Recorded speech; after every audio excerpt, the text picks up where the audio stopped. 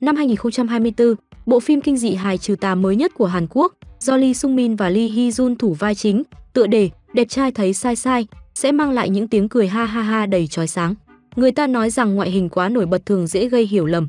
Hai anh chàng này tự cho rằng mình là những người đẹp trai nhất Hàn Quốc, tên là Kang Jae-pin và Park Sang-gu, không có nhan sắc nổi bật nhưng lại có tiền, xe và biệt thự. Tuy nhiên, vẫn không thể tìm được bạn gái. 형님 말대로 우린 둘 다 잘생겼는데 와 여자친구가 안 생기는 거. Thôi bỏ qua, phiền muộn đến mức sắp mất trí mà vẫn chưa tìm được bạn gái.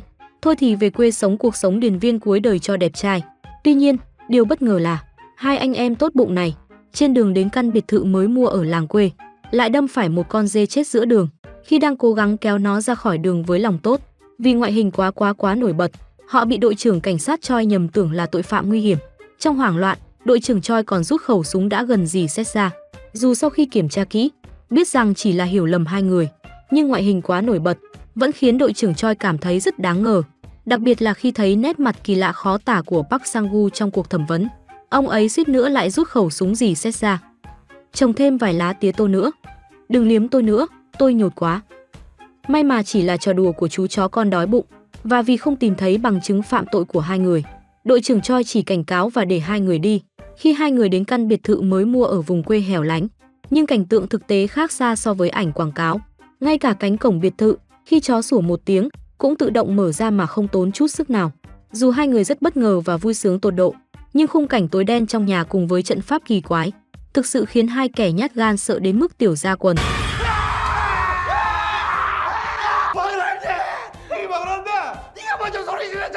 May mà chỉ là cả hai bị hù bởi ngoại hình nổi bật của nhau.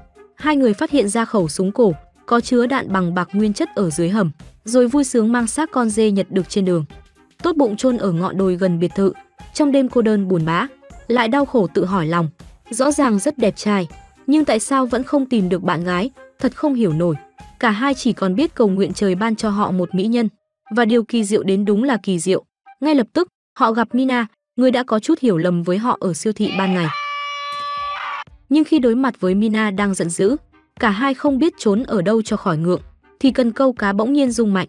Mina quay đầu lại và nhìn thấy hành động kỳ lạ của hai người. Trong cơn hoảng sợ, cô vô tình giẫm phải hòn đá và ngã xuống hồ. Đây là cơ hội tốt, hai anh em đương nhiên không thể bỏ qua. Cả hai tranh nhau cởi áo và không ngần ngại nhảy xuống hồ cứu cô. Sau một hồi vật lộn, hút đầy nước bẩn, Kang Jae-pin cuối cùng đã cứu Mina một cách an toàn, thể hiện đúng chất anh hùng cứu mỹ nhân. Nhìn Mina như đã ngừng thở. Hai người định làm hô hấp nhân tạo. Nhưng Mina tỉnh dậy và hiểu lầm họ là kẻ biến thái. Cô hoảng loạn bật dậy và chạy loạn khắp nơi, rồi bất ngờ trượt chân ngã vào vũng bùn. Điều này làm hai chàng trai sợ hãi đến mức chết lặng. Họ vội vàng cõng Mina chạy khỏi đó. Nhưng những người bạn của Mina từ xa chứng kiến lại hiểu nhầm rằng họ đang bắt cóc cô. Vội vàng quay lại định gọi cảnh sát, nhưng phát hiện không có sóng điện thoại ở đây. Điều khiến cậu bạn thiếu gia lo lắng hơn là chiếc điện thoại chứa nhiều ảnh nhạy cảm đã bị bỏ quên trong túi áo của Mina. Nếu những bức ảnh này bị phát tán, điều đó sẽ ảnh hưởng đến cơ hội du học của bản thân.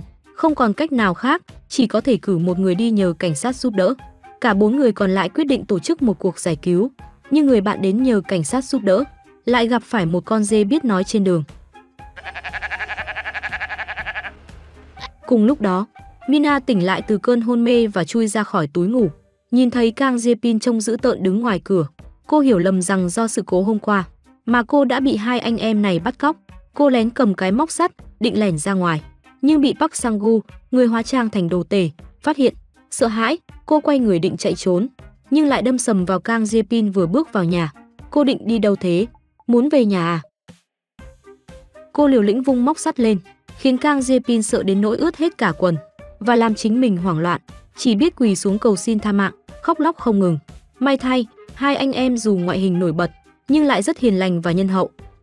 Sau khi giải thích tỉ mỉ và mời Mina ăn một bữa thịnh soạn, Mina cuối cùng cũng hiểu ra bài học không nên đánh giá người qua vẻ bề ngoài. Trong khi đó, những người bạn đang lo lắng quan sát từ bên ngoài biệt thự, không hề biết bầu không khí vui vẻ bên trong.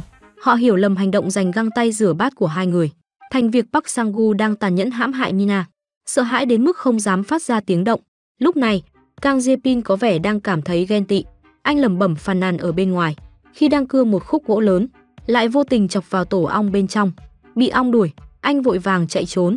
nhưng những người bạn quan sát từ xa lại hiểu lầm, tưởng rằng anh đang đuổi theo để giết họ. Sợ đến nỗi họ chỉ biết hét lên và chạy tán loạn.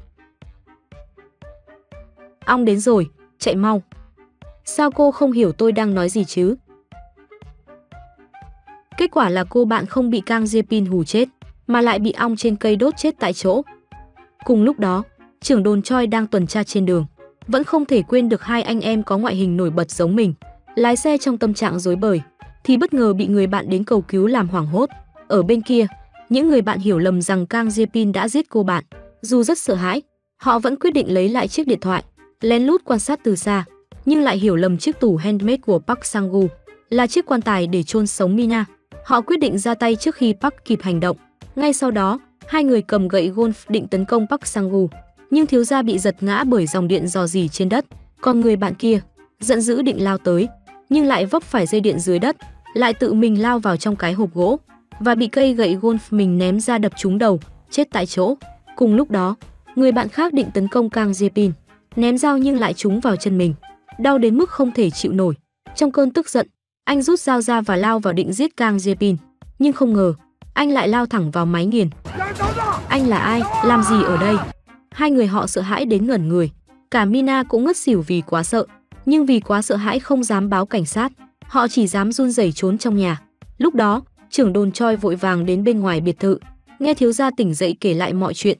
Trưởng đồn Choi sau khi hiểu được một cách ngắn gọn những gì họ đã lầm tưởng, cầm súng, một mình xông vào trong nhà. Vô tình nghe được họ đang bàn chuyện chuyển thi thể ra ngoài. Điều này càng khiến trưởng đồn Choi tin vào suy đoán của mình. Anh nhanh chóng dồn họ đến cửa, chuẩn bị còng tay họ lại. Tôi đã biết hai người là kẻ xấu từ trước rồi. Cẩn thận chút đi. Câm miệng lại.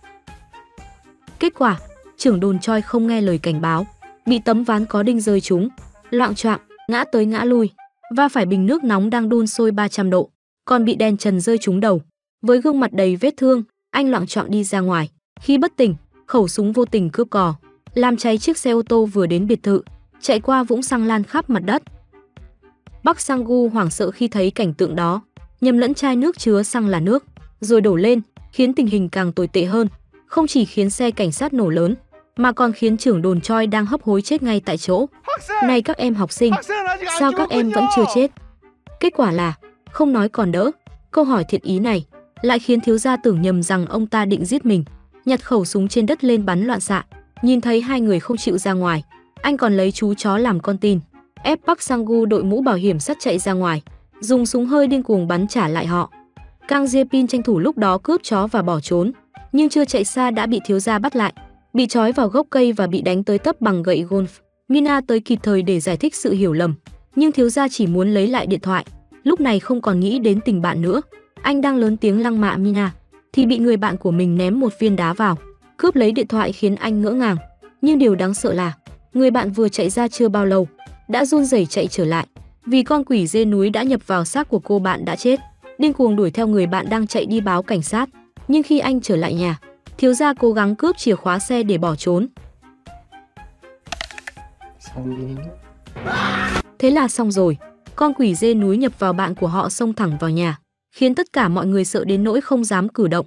Thiếu gia nhà giàu còn lấy ra bùa phép đã bỏ cả đống tiền mua, tưởng rằng có thể áp chế được con quỷ dê núi, còn khoe khoang khắp nơi, nhưng lại bị quỷ dê núi đốt cháy ngay lập tức. Nó còn lao vào cắn xé anh ta một cách điên cuồng.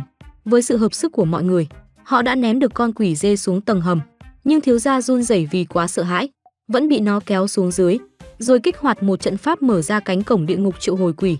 Cùng lúc đó, vị linh mục già đã hôn mê hàng chục năm, nhớ lại sự việc 66 năm trước, một linh mục nước ngoài đã phải đối mặt với con quỷ dê nghịch ngợm, dùng mọi cách mà vẫn không hiệu quả. Cuối cùng ông lấy ra khẩu súng khiến quỷ dê sợ hãi tột cùng. Shut up! Sau khi tiêu diệt thành công nó, ông đã dặn dò điều gì đó trước khi rời đi. Linh mục già ngay lập tức từ trạng thái sống thực vật trở lại bình thường. Ông cũng tìm thấy trong sách cổ rằng nhóm người đã đâm chết con dê, vô tình hiến tế cho quỷ dê núi, và họ cũng trở thành vật hiến tế cho quỷ dê. Trưởng đồn Choi, người ngu ngốc không phân biệt thiện ác, đã giúp hồi sinh con quỷ dê núi, khiến nó nhập vào những kẻ ác kia. Để đối phó với quỷ dê núi vừa thức tỉnh, vị linh mục già đã đến biệt thự, nhưng vừa bước vào, ông đã nhầm hai người đẹp thành quỷ dê. Con quỷ dê núi đột nhiên nhập vào bạn của họ, bất ngờ nhảy ra khỏi tầng hầm và tát một cái khiến lão linh mục tưởng mạnh mẽ bị đánh gần chết. Khi nó chuẩn bị thiêu cháy tất cả bọn họ bằng ngọn lửa địa ngục, Kang Jae-pin tranh thủ đốt cháy xăng, kích nổ ngôi nhà và an toàn chạy thoát ra ngoài. Nhưng không ngờ, con quỷ dê không thể bị giết chết, lại bước ra khỏi biệt thự mà không hề hấn gì. Nó sử dụng sức mạnh quỷ dữ để biến bọn ác nhân thành xác sống và bắt đầu tấn công điên cuồng nhóm người. Tuy nhiên, hai anh em Kang Jae-pin và Park Sang-gu có sức chiến đấu mạnh mẽ như vẻ ngoài đẹp trai của họ. Chỉ với chiếc cưa máy, họ đã tiêu diệt sạch sẽ hai xác sống hồi sinh. Đối mặt với con quỷ dê lao đến, họ chỉ cần một cú đập đã đánh bay nó xa mấy mét. Khi họ nghĩ đã tiêu diệt được con quỷ dê và bắt đầu ăn mừng, thì không may bị nó đánh trúng vào đùi. Park Sang-gu cũng bị đánh bay ra xa mấy mét. Cả hai ngay lập tức mất khả năng kháng cự, sắp bị con quỷ dê tiêu diệt.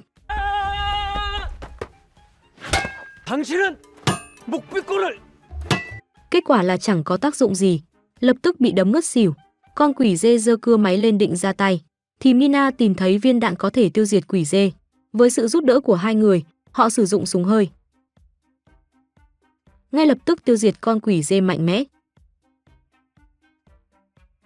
Ice, cái quái gì thế này? Khi bàn tay khổng lồ xuất hiện trên bầu trời, con quỷ dê đã bị tiêu diệt và pháp trận dưới tầng hầm cũng dập tắt theo. Thời tiết cũng trở lại trong lành như trước. Lúc này, trong cuốn sách cổ, ba người bọn họ được mô tả là những thiên sứ được Chúa phái xuống để đối phó với quỷ dê. Cuối phim, họ đã thành thật kể lại toàn bộ sự việc với giới truyền thông và được tuyên bố vô tội. Trên đây là bộ phim kinh dị hài mới ra mắt của Hàn Quốc, hơi có chút kỳ quặc, đẹp trai thấy sai sai. Phim có pha trộn giữa hài hước và kinh dị, nhưng giữa sự kinh dị lại khiến người ta phải bật cười. Đây là một bộ phim rất xuất sắc. Nếu bạn thích, hãy xem bản gốc để thưởng thức trọn vẹn nhé.